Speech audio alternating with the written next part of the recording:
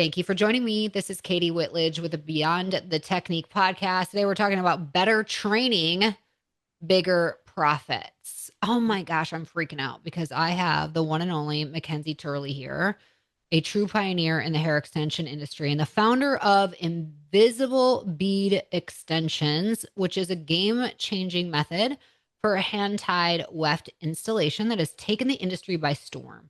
With an industry first double patented method, clients can now enjoy true flexibility and comfort without risk of exposing their hair extension secrets. If you're wondering why I look so damn good these days, it's because I have IBE hair and hair extension method. I'm playing. I told McKenzie behind the scenes, like, I love it. I love my hair. And so I'm so thankful for the work she's done. Her method offers the first ever invisible extension method with seamless flip ups and healthy growths, which is huge. It's key. Her priority has always been her clients' comfort and safety, which grew into educating stylists to prioritize the same for their guests. To best educate and prepare stylists for their advancing careers, she began offering the first of its kind high definition virtual education across the country and the globe.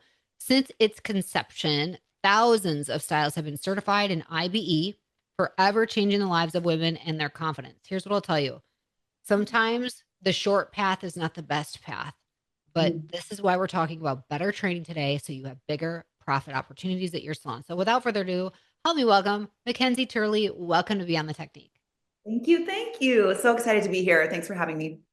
Well, I'm super excited to have you. You are joining us, I believe, from the Salt Lake, Utah area. Is that correct? St. George, Utah. So I'm about like Okay. 4 hours south of Salt Lake. Okay, gotcha. And did you grow up there? Is this because I'll say this. Having now worked with thousands of stylists through our software company that powers this platform, all the best looking women who care the most about their looks come from Utah. I don't know what it is. Did you grow up there? And is this what inspired you to get into the beauty industry? Tell us a bit about that.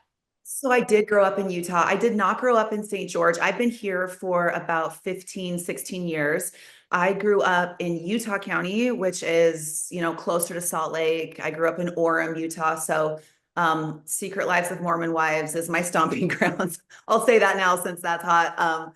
So yeah, I grew up there, and there is definitely something in the water when it comes to Utah and all the things. I feel like every hair extension method originated from Utah. We got a thing here. That could be a whole other podcast on that, but I won't get into it. So tell us what got you into the beauty industry. So I'm a late bloomer. I actually hair was never on my radar for my entire life. I actually started hair school when I was 31 years old. Oh, Graduated from hair school when I was 33, had 4 kids. I did the whole thing, was raising my kids. I started school when my baby was 9 months. And then I had, little ones at home. But I was a musician my whole life, actually. So I was a professional singer and did a lot of that. And then I lost my voice. And so I kind of came to this place in my life, early 30s, where I was like, I do not know who I am anymore. I do not know what to do with myself. I always express myself like and my creativity through my voice and through music, and then it was gone. And so it was just a really strange thing that I felt like hair was the move, and it came as a surprise to me. I mean, I grew up the youngest of 4 sisters, so I've been around, beauty, hair, all of that, but I kind of was a tomboy, and hair was like, okay, we're really going to do this? And I just felt like it was a way that I would be able to express my creativity in a way that I couldn't anymore because I couldn't sing. I am so curious about. Okay, so alto, soprano, what genre? Tell me about this. So I actually attended college on a vocal performance scholarship. So I mean that was actually opera. So soprano, opera, like all of it, Wow. singing in different languages. But I also loved to sing, country, musical theater, pop, like you name it. I did it all from the age of 3. So it was my identity. Identity. Yeah, it was, I mean, candidly, the darkest time of my life were, about those 2 years in between not being able to sing anymore and just trying to figure out who am I? Like it was hard. I think if anybody, has gone through something like that, it's really difficult. Yeah, I'm really sorry to hear that. Yet God had a plan. Yeah, I mean, I wrote a book. There's a whole thing, but I feel like there is a power in taking like pain and transitioning that energy because I'm a big believer in energy. And so I feel like my success with IBE and how fast I was able to grow is because I actually had so much energy and questioning of why, like, why did this happen to me with my voice? And I transferred that why into the extension world. Why is it that we can't have healthy extensions? Why is it that every place that I've been trained doesn't talk about these things? And so there was this transfer of energy that was massive and huge and powerful because it was what I was experiencing in my personal life. And I just put it all over here because I didn't know what to do with it. So that was my outlet. And I think that's why we just came on the scene and was like, boom. Well, and you found your voice again in a new way, which is much needed because prior to you conceptualizing IV, what was the hair extension scene like? What did you notice was missing everywhere? Oh my gosh.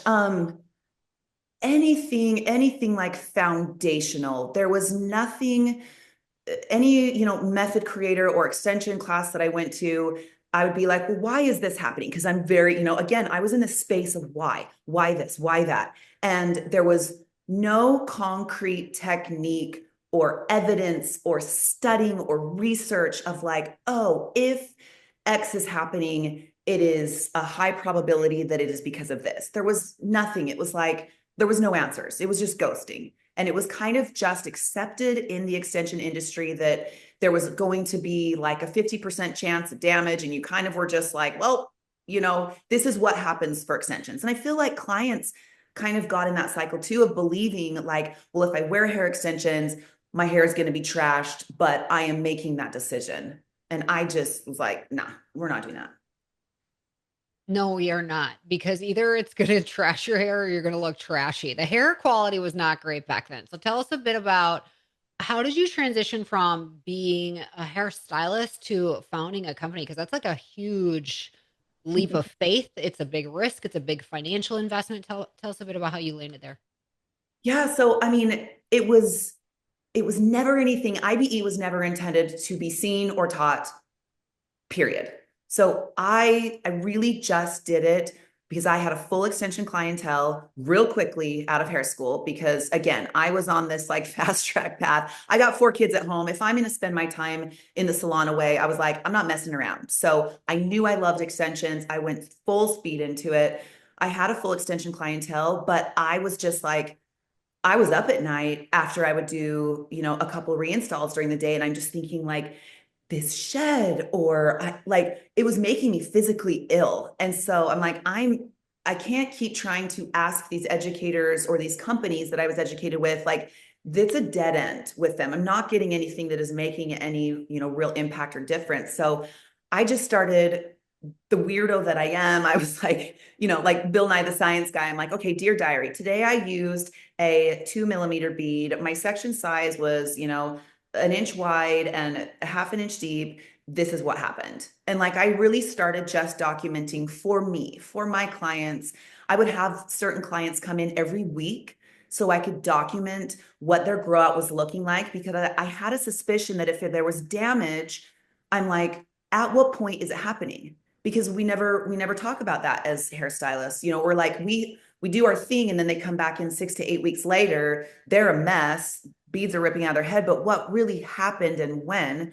So I started documenting that and just kind of started retooling things as I went along for about 8 months. And then it was March 4th, 2019. I showed a picture of a flip up on my Instagram. At the time, I had like 2,000 followers. I was just doing my thing, showed a picture of a flip up and was just like, I don't know, something like pretty excited about what I did on my client today, terrible photo. Like no one was taking good pictures back then.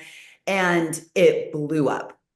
It went nuts. Like I had people from around the world asking me, are you teaching this? Can I come shadow you? And it just snowballed to the point where I was like, oh my gosh, like I think I need to offer training in this because so many people want to know and I don't know how to help this many people. Like just, I mean, I was helping people in DMs. I was like, okay, so do this, da, da, da, da, but it's just a lot. And so that's kind of how it started. And we launched our virtual education platform on September 1st of that year. So over the course of whatever that is, 5 months, we built out kind of a very basic, and I look back, ghetto online training platform.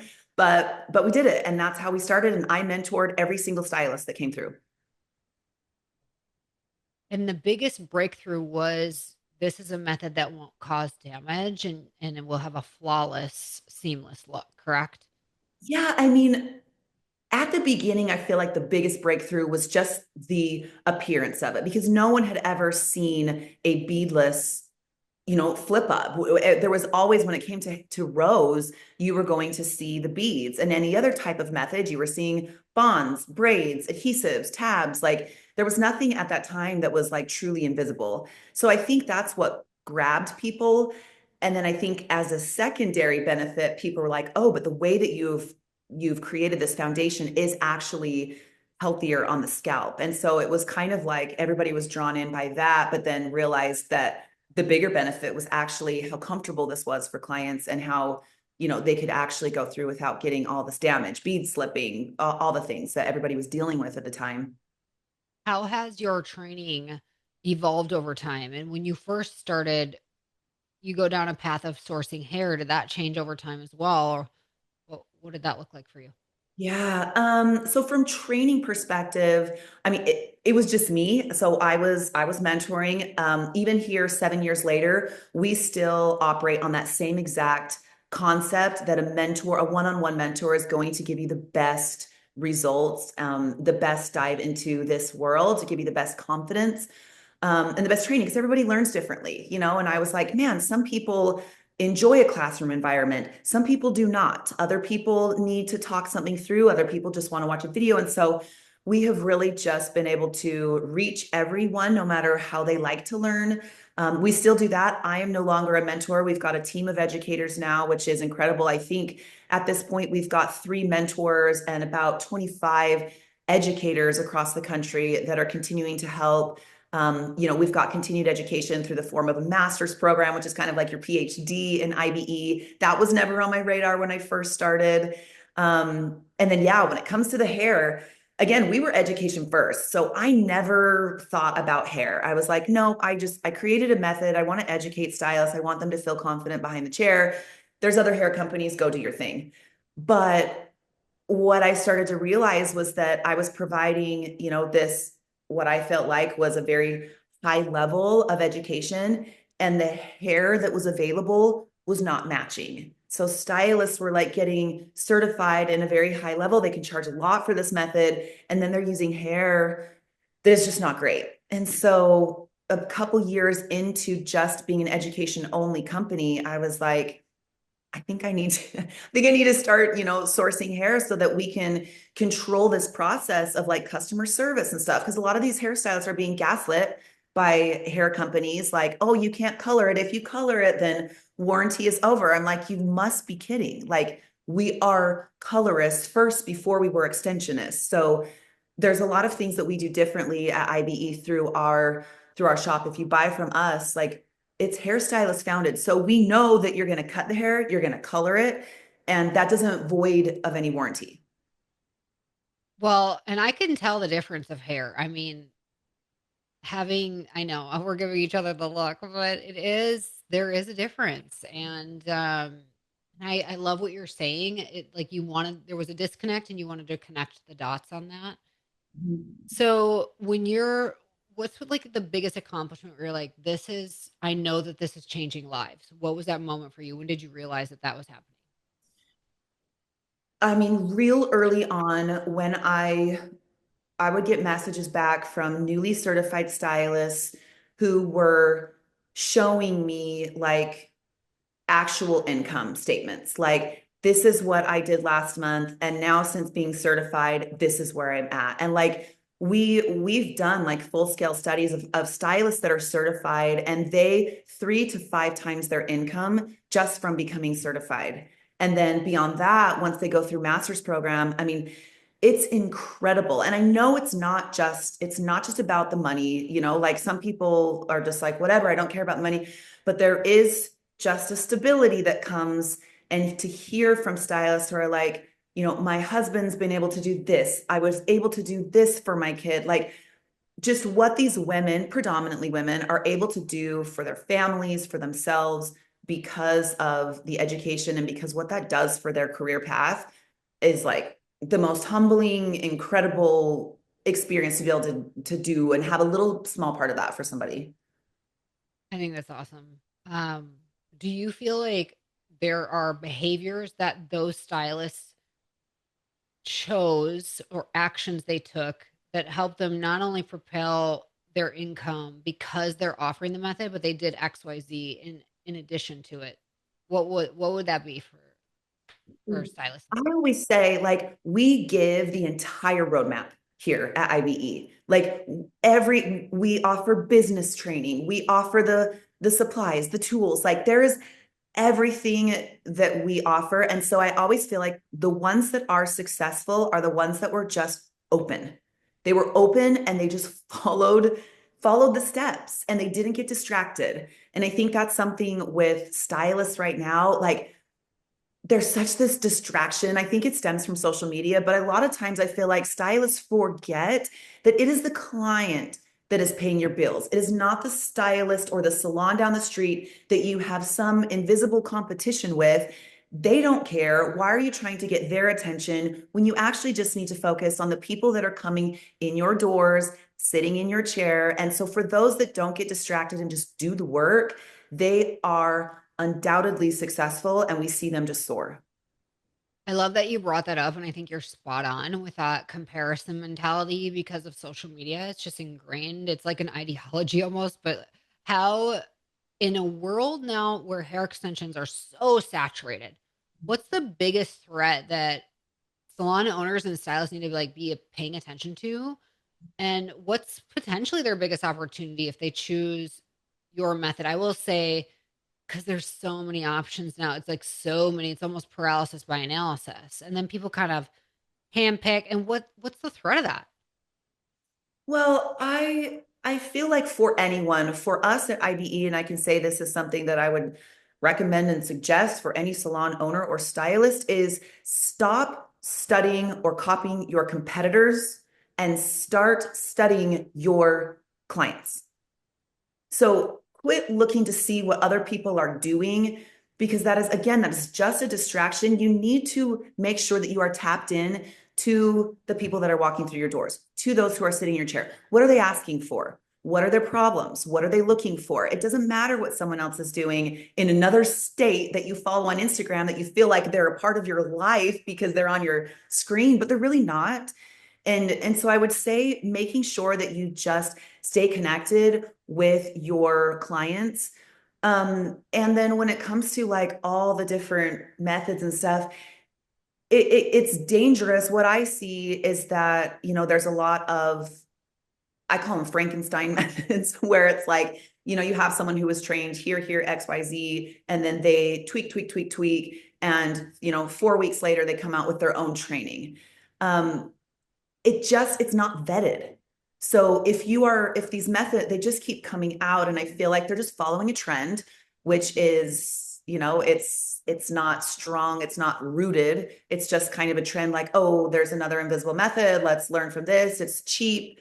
Um, but I always say like I like fast food too, but when I go through fast food and it's cheap and it's quick, I also know that it's not going to be the best for me. So there's just always that like cheap, quick, easy is not going to produce longevity. It's not going to produce durability. It's not going to produce a strong foundation. And there are brands that have been around long enough and have done the research. Like we've got actual documented research of over 50,000 rows of IBE that have been studied, documented, like picked apart. Like I promise you, there's not going to be any other education that is rooted that deep. I will go to major events like Premiere Orlando. I mean, thousands upon thousands of people go to this event, and I'll get stopped. Is this your real hair? Or is this, and people can't tell. And they'll look at the roll and they're so blown away. They think it's amazing. So to this day, I think there's something to be said about making the investment and choosing not the least expensive. People either buy the least expensive or the best. There's no in between. Yeah. That's my opinion. Yep. Um, there's a lot of cheap options out there. Mhm. People are sometimes looking at the option to get the hair because they want the biggest margin on the hair. What would Sure. you teach salon owners listening who are interested in helping their stylist get on this path, or stylists listening who are like, I want to do hair extensions? What would you say to them and how they should choose their method, their hair, all the things, and embark on this? Yeah. Well, I would be careful. I would vet where you're going, number one, because what we see is a lot of these companies that will come in and certify entire salons. I understand that that feels easy. It feels like, oh, sweet, just come in In and like 2 hours. I'm like, yeah, how? How?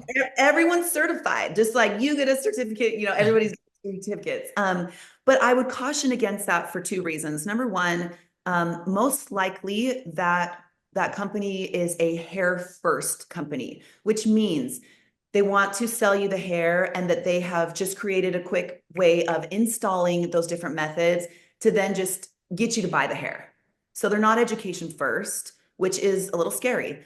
Second thing, group certifications will never give you the ROI that individual mentorship will give you. Never. And I've got data from large distributors who work with these group certification education methods, and they're like, the attrition rate, like we get maybe 1 out of 50 girls that actually continues to do extensions who go through these group trainings. And so you might think that it's cheap, but you are throwing money just away, in my opinion, if you are going to, pay for one of these large brands to come in and certify your entire salon in all the methods. They're not going to be proficient. And it's going to give you a headache because they're going to be doing things that they shouldn't be doing on people's heads. And that's going to fall back on you as the salon owner. And like, we've got enough problems as salon owners. We don't want to be responsible for extensions falling out of people's head, calling traction alopecia. Like, you don't want that as a salon owner. So we're always like at IBE, like, whether it's IBE or another brand, I'm not, whatever, just make sure that you can trust that they're taking your stylists and walking them through and actually giving them, all of the confidence and the education they need so that it doesn't fall back on you as the salon owner, because it will. And it's a headache. Yeah, absolutely. Um, if somebody had an objection with IBE and going down that path, is price the big issue, or is it the amount of time that is needed to invest to get that certification? What's usually the pushback? Don't feel like it's a time thing because we do work at each individual stylist pace. Excuse me. So, like, if someone wants to just do it in 2 weeks, great. If someone is like, hey, I've only got Sundays to work, this is probably going to take me 5 months, we're like, cool, we understand that. So, I don't think it's the timing issue. I do think it's probably financially. We do offer payment plans. So we do a 3 or 6 month payment option. We also offer group discounts. So for a salon that wants to bring multiple people in, 4 or more, and everyone gets 20% off. And then at that point, once you've got 4, you become like a certified IBE salon. And anyone who you bring in after that fact continues to kind of get grandfathered in at that 20% off. So we do what we can, but also the certification is like individual. So every single one of your stylists are getting that one-on-one. Like, even if you bring your salon in at once, they're all going to be able to work through at their pace, which I feel like, again, it's a disservice to herd stylists through like cattle and think that everybody learns at the same rate, and could be proficient after a certain amount of time. It's just not real. After a stylist goes through the certification process, they're accepted, they've done the work. What is something they need to be mindful of so that they don't drop off or have that attrition or like miss it? Are they getting too discouraged too quick if people aren't saying yes to them? Are they not pricing themselves properly? What do you notice and how can they change or be successful? Um, I think unfortunately, as much as, social media and marketing yourself is just it feels like a second job for stylists. I feel like those who do not avidly market themselves and continue to talk about their training and to showcase what they are, those seem to drop off more, quicker than those who are continually posting. And again, you don't have to have a big following. When you think about it, like if you had 500 people in a room, say you've got 500 followers, I always think about that. I'm like, 500 people in a room watching and listening to everything you do and say, that is your career. That is enough to take you, where you need to be. Some of our incredible extension artists who are making 200 to 300 grand a year have what, 75 extension guests, 100 extension guests. So you don't need to I think sometimes people be like, I've got to be viral or it's not worth it. No, you just need to be consistent. You need to show up consistently, talk about what it is you're doing, whether you feel like you're talking to a void or not. I promise you, people are listening. So you've got to keep doing that. Yeah. Well, what do you keep doing? Because you have risen to such great heights and you keep evolving IBE. What is the future, Mackenzie, for IBE? What do you see for your company? I mean, what I've kept doing is I've kept building a team. Like I'd be a liar if I sat here and said that this is all me, that I'm so great and can do it all. Absolutely not. I have an incredible team, incredible leaders that are working. I believe we've got like about I think we have maybe 15 or 17 employees up here on the block in St. George. We've got a few different agencies across the country that work for us too, but like everything I've been able to do has been because I've been able to share my vision with someone who got it and someone who is willing to then go out and pay it forward. And so to grow, you cannot do it all yourself. And man, I mean, I've felt the weight of the world on my shoulders for years when I felt like it was just me. And it was so hard. There was, so much that I went through. And to be able to share that burden and to have, a strong team around you is the only way, in my opinion, that you're going to be able to scale or build anything that really has, legacy to it or a strong foundation. I love that.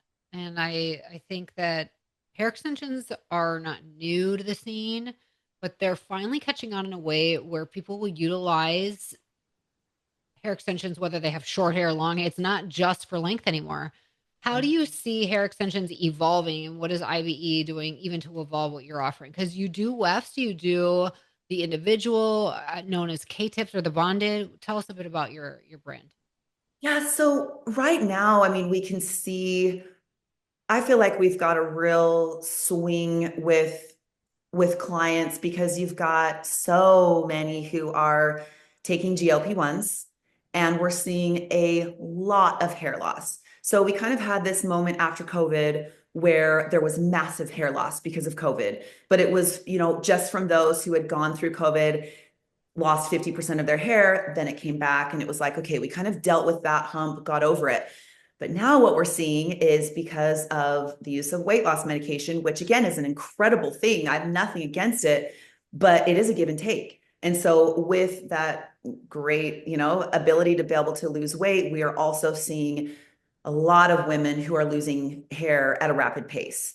And you can't really decide, when you're losing weight and you're losing nutrients, you don't get to decide where your body is taking it from. And unfortunately, from your hair, your body is going to deem that your hair is not an essential organ, if you will. And so your hair goes first. If you are nutrient deficient or you are, losing weight at a rapid pace, your hair goes.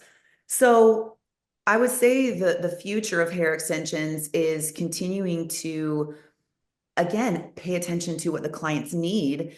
And we're seeing that the clients have a lot of hair loss all over. So before, when they were just thin all over, we could add wefts, customized placement. It was great. But now we're seeing they're losing hair on the top of their head. So a lot of these women can no longer wear your typical any type of extensions because you can see through. So IBE, without giving anything away, we are working behind the scenes on kind of what that next phase of extensions looks like for stylists and for consumers. There's a lot of, like I said, there's a lot of really cool stuff that IBE, as far as our foundation goes, being just the healthiest for the scalp.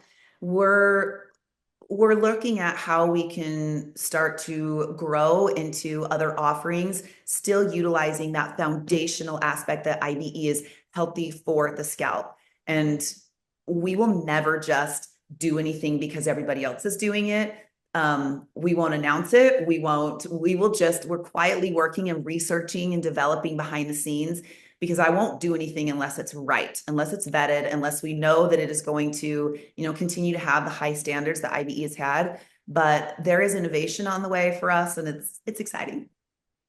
This comes back to you being a vocalist. I'm putting this together because I can appreciate if you were on the operatic side, things are either done right or wrong. There is no gray, you don't get to have gray area when you are reading this type of classical music.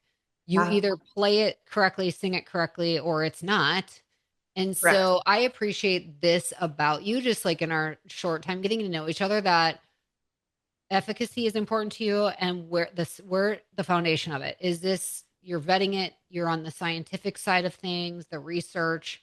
Not everybody is that thoughtful or careful, but you want the integrity of all the results to be there. And I sense that pride of you, like, this is kind of my name on this, so this has to be awesome. Yeah, Yeah. I appreciate that you say that you see that. I think it is.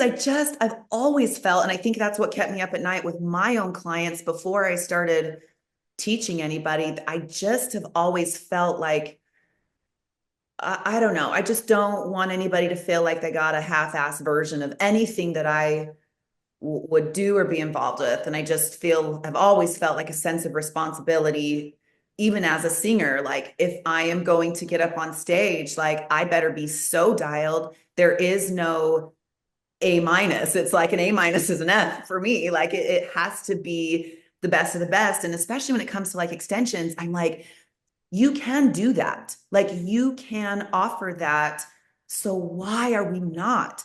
Like, why are some stylists still just, I don't know. I feel like, I just think that they just don't, I don't think they know. And that's okay. And there's always the beginner and then always going. But if you stay in a place where you're damaging hair, there's a better way, then I'm like, I'm not okay with that. You guys need to do better. Yeah. Well, for salon owners listening today, what would be a final message as they are considering to make a big investment to help support their team, or how could they potentially support their team on this path with hair extensions? Yeah, I think something that we see when stylists come in, especially commissioned stylists, um, it's either black or it's white. Like, it's left or right. Either the salon owner is very supportive and is like, absolutely, this is incredible. How can I support you? Which we're like, great. Or a lot of times, I would say more often than the positive, we've got the negative where it's like, we will have a stylist who really wants to learn this, and the salon owner is like, no, absolutely not. We're not doing that. They feel like maybe it's restrictive, or they want someone to offer all of the methods, and I would just say, I don't think that there is success in being able to do everything. I mean, think about it. Like, if you've got someone who can do, they're waxing eyebrows, they're doing perms, they're doing root retouches, they're doing extensions, they've got 8 different methods they can do. How proficient are they actually at any of them? And so for you as a salon owner, again, like I spoke before, it does fall back on you. So wouldn't you want a team that is exceptionally proficient at one thing, instead of being able to offer all of the things? At least have a few strategic stylists who are killer at one thing. And then maybe you look at your team and you're like, okay, here are my weft girls. Here are my K-tip girls. Here's my cutting team, whatever it might be. I think specializing, I've never seen that be a bad thing. And so I think sometimes we get afraid of that because we're like, oh, I'm going to put everything all in one basket. I'm going to invest all of this into this, stylist, and then she's going to leave. And I think that's a big thing too. They don't want to invest a large amount into extension education because they're afraid this stylist is just going to leave with it. Um, I've never seen that kind of mentality work. I think it's a scarcity mindset. And I think it builds a team that actually isn't loyal to you. I think they probably are going to leave if they sense that you've got their claws in you. And so giving them the best runway, the best opportunity, listening to them, helping them to specialize or get the best in education, you're probably going to find that they stick around longer than you actually think. Yeah. And the riches are in the niches. Yeah. Yes, I love that. Love that. Yep. Well, I love our time together. Is there anything that you wish you would have gotten a chance to share with everybody listening today? Oh man, I don't know. I mean, I know you said salon owners are I would say, I don't know. I speak kind of from like my journey through IBE. It's been 7 years since I started this, and I've definitely gone through a lot of different things. But I think one of the things that held me back the most is that I was afraid to disappoint people. And so as an owner or as a leader of your space, whatever that looks like, I would just say like at some point you you're going to have to disappoint people to stay true to yourself. And I pushed that off far longer than I should have. And I've got a lot of experiences I could talk about, but I would just say just don't be afraid to stay true to yourself and what your vision is for your space. And that is going to mean that you're going to disappoint people. You're going to, you know, people are going to be upset with the way you're going. You might have stylists who don't agree with the way you're doing, but that's okay. And just be firm in that. And I think you'll find that you can get over some of the humps, the mental, you know, haziness that you've created for yourself with your business. A lot of that is self-imposed because we're afraid to just make the decision that we know we have to make, but we know it's going to make some people upset. It's going to hurt some people. And if you're like me or like an empath and you just want everybody to be happy and successful, it's a juxtaposition that is hard, but just do it, get over it, push through it. And there is hope and like success on the other side of that. I love that. I think everybody needed to hear that message right there today, for real. Thank you. Yeah, of course. I appreciate you being with me today. I hope this is the beginning of a wonderful relationship in this Yes. industry together. Yes, I appreciate Great. you. Thank you for having me so much. Well, thank you all for joining us here week after week. If you appreciate this platform, please take a moment, leave us a 5-star review wherever you're listening so that more people like you will discover Beyond the Technique, where we're here to change the way that you are supported in your business. Until next time, have an awesome day and stay strong. Did you know over 60% of first-time clients do not return for a second visit? That is so painful, but it doesn't have to be that way. That's where Maya comes in. Maya is the ultimate marketing software for the beauty and wellness industry. We have a proprietary funnel utilizing special algorithms to help connect the right consumers with the right providers at your business. This means that Maya helps you get higher spending clients you love to work with who stay the long haul. If you want to increase your revenue, increase your client count, increase your average ticket, and increase your new client retention, then you need Maya. Go to joinmaya.com to set up your own personal virtual tour and see why over 500,000 consumers have trusted Maya and the businesses we work with to find their perfect beauty and wellness pro. We promise you will love Maya.